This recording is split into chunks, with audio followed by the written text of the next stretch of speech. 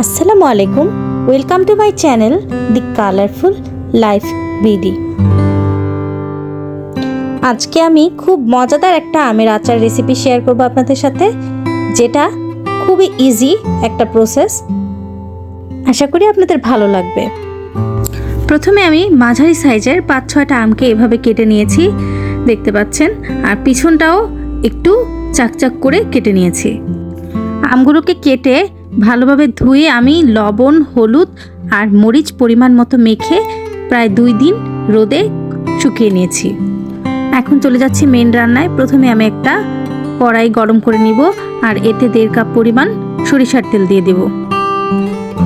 তেলটা একটু গরম হয়ে আসলে আমি এখানে কিছু মশলা দিয়ে দিচ্ছি। তেজপাতা 2টা ছিঁড়ে নিয়েছি, 3টা লবঙ্গ, দারুচিনি আর এলাচ নিয়েছি। এখন দিয়ে দিচ্ছি আদা রসুন বাটা 2 চা চামচ।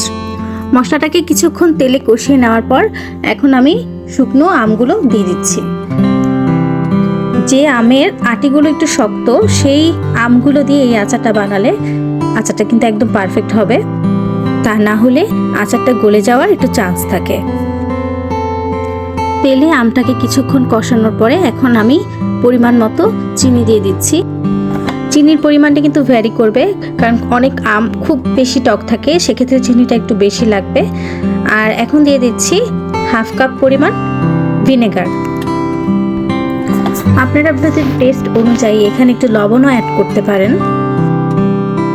আর ভিনেগারটা আমি অ্যাড করেছি যাতে চিনিটা ভালোভাবে গলে যায়। প্রায় 10 মিনিট পরে দেখতে পাবো আমটা কিন্তু একটু নরম হয়ে এসেছে, তার মানে প্রপারলি রান্না হয়ে গেছে। আমি এক পিস একটু দেখাচ্ছি কিরকম হবে দেখতে, ঠিক এরকম একটু নরম নরম হয়ে আসবে। এখন আমি অ্যাড করব 2 চা চামচ পরিমাণ 5 ফোড়ন গুঁড়ো। এভাবে আমি আচারটাকে আরো 5 মিনিট চুলায় রাখবো, তারপর চুলাটা অফ করে দেব। আচারের ফাইনাল লুকটা হবে ঠিক এরকম।